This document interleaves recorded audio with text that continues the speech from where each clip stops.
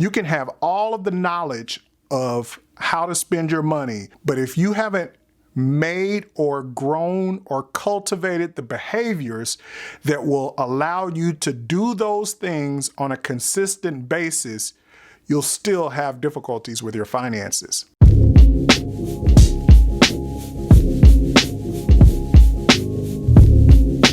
Hey everybody, it's me, AJ Golden, self-proclaimed money nerd and personal finance geek. And welcome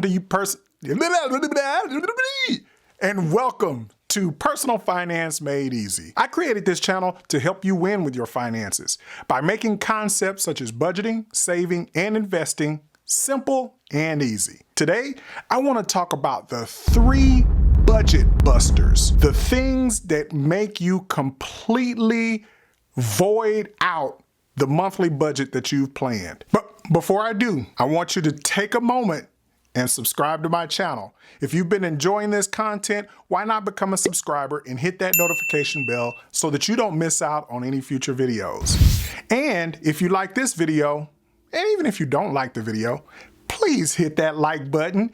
It helps my channel out tremendously by letting YouTube know to promote this video to other viewers. Without further ado, let's get into today's content. So I want to talk about the 3 budget busters. That's kind of a cheesy name, but I want to talk about the 3 things that make you veer off track when you're trying to stick to your budget. Now, hopefully you've been following along with the channel. And if you're new to the channel, hopefully I can encourage you to go and take a look at this video that I posted here in the cards and see what you need to do in order to create a budget. I believe that a budget or a spending plan, I don't like to call it a budget because people tend to think that budgets are restrictive, and it's not meant to be restrictive. Budgets or spending plans, as I like to call them, helps you to determine how to spend the money before the month begins so that you're in control of your money and telling your money where to go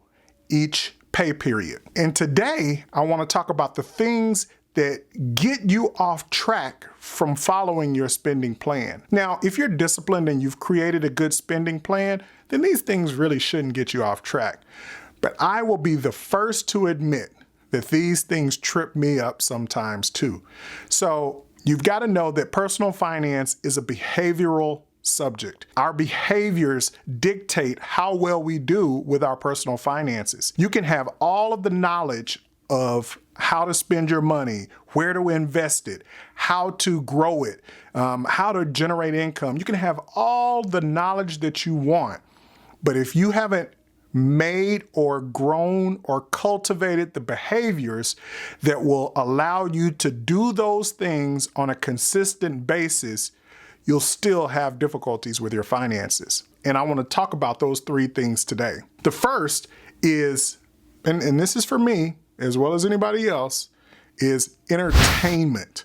Entertainment is one of those areas in your budget. If you don't put money aside or include it in your spending plan, it's going to trip you up because you work hard every day. I know I work hard. And when you work hard, you want to be able to reap the rewards of the money that you're given. And so many times what ends up happening is if you don't put a line item in your spending plan for entertainment, you'll end up going above and beyond what you intend to spend. Or you won't have anything at all in place and you'll end up spending way more than you should have spent had you been intentional about putting aside money for entertainment. So I'm gonna admit, this is confessional time. I had a big entertainment expense recently, especially during this time when everyone is staying at home and in quarantine. You know, you can't really go to the movies and things like that. So I kind of built my own movie theater. Whoa. And I'm very excited about it. My family and I spent this past weekend watching movies. We went and purchased a popcorn machine for the movie theater. We've got a cool little refrigerator that matches the popcorn machine, and the pièce de résistance, how do you say that? The pièce de résistance? Yeah, I think that's how you say it. The pièce de résistance is the sound system that we purchased. in order to make our room rumble. Anyway, I digress. Where was I? Point number one is your entertainment expense. Set aside money in your budget so that you won't go overboard. Now, I talk about myself blowing my budget because I built out this movie theater. The truth be told, I've been wanting to do this for the past 10 years that we've been living in our house. And don't tell my wife this, but she might agree with me. But I'm a little bit cheap. I'm not cheap, I'm frugal, and I really watch my money. So we've actually set aside money, and we've had money and been wanting to upgrade our theater room. So we went ahead and splurged so that we can enjoy this time at home. Hopefully you'll do the same thing. Set aside money for those things that you want to purchase, either long-term or short-term, for those entertainment expenses so that you don't allow that to blow your budget. The next thing that ends up busting our budgets or ruining our spending plans are items of convenience. Anything that you purchase out of convenience, generally, you're gonna pay a premium for. Take, for example, when you stop by the local convenience store. If you'll notice, everything in that convenience store you could purchase at a different store for a lot less money. Well, you're paying for the convenience of being able to stop on the way home without having to make a special trip to the big box grocery store. Convenience items will always blow your budget if you don't plan for them in advance. So one of the things too here, again, airing my dirty laundry, one of the things that we've done in the midst of this stay-at-home order is that we have been having our groceries delivered. And I tell you, we have gotten used to the convenience of people bringing us our groceries. It's a little bit daunting going to the grocery stores now with masks, and they only allow a certain number of people in the store at a time.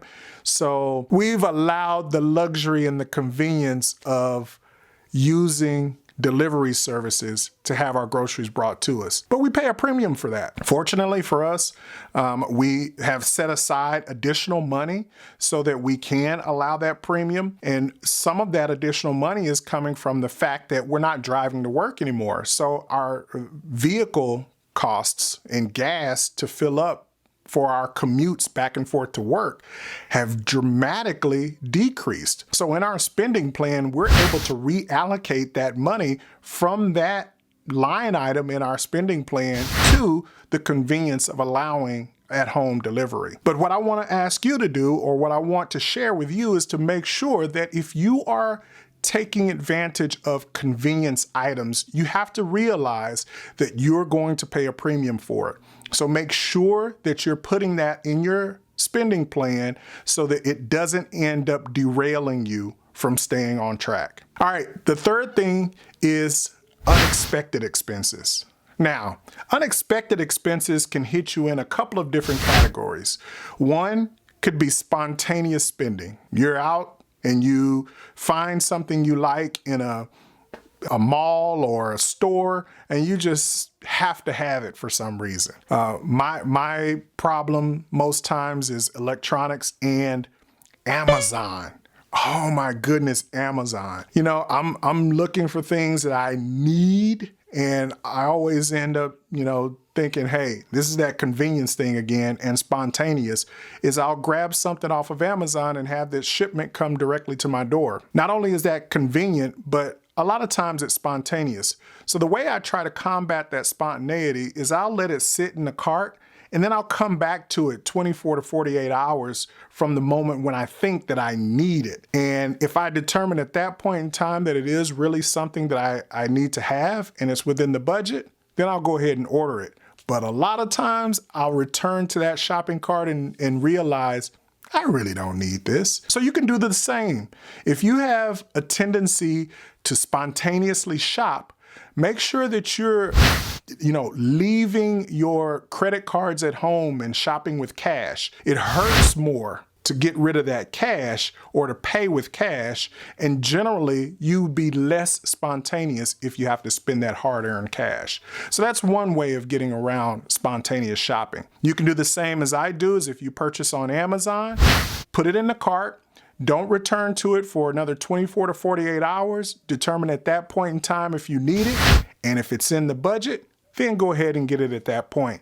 And then you can reduce the spontaneous spending. And then the second part, to the unexpected expenses, are emergencies. Now, those are the things we truly can't help. Something occurs that you could not have thought about in advance, and you have to pay, to ensure that it's taken care of. Well, you can cover emergencies by ensuring that you have an emergency fund. And those emergency funds should be 3 to 6 months of your normal expenses. This way, if you have that emergency fund, when something comes up, then you can have a place where you have dedicated to use in order to cover that emergency. Now, I know 3 to 6 months of expenses is a lot. That's a long-term savings plan, but you should try to save at least $1,000 in a savings account that's set aside for emergencies, so that way you have a small emergency buffer in the event that something comes up. And then long term, you should be putting aside even more money so that you can get to that 3 to 6 month period. Okay, those are the things I wanted to talk about with you today. I wanted to hit you with the 3 budget busters that end up derailing your spending plan. If you can think about those things in advance and ensure that you're preparing for them, then they won't be as big of a hit when they come up in your life in future times. I hope you like that information. I hope it helps you to stay on track with your spending. I hope it helps you to succeed with your finances. And until next time, I want you to keep living on purpose, pursue your passion, and get the gold.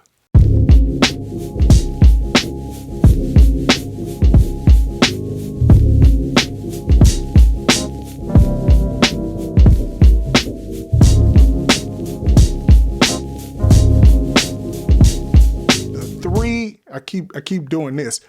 I want to say peace.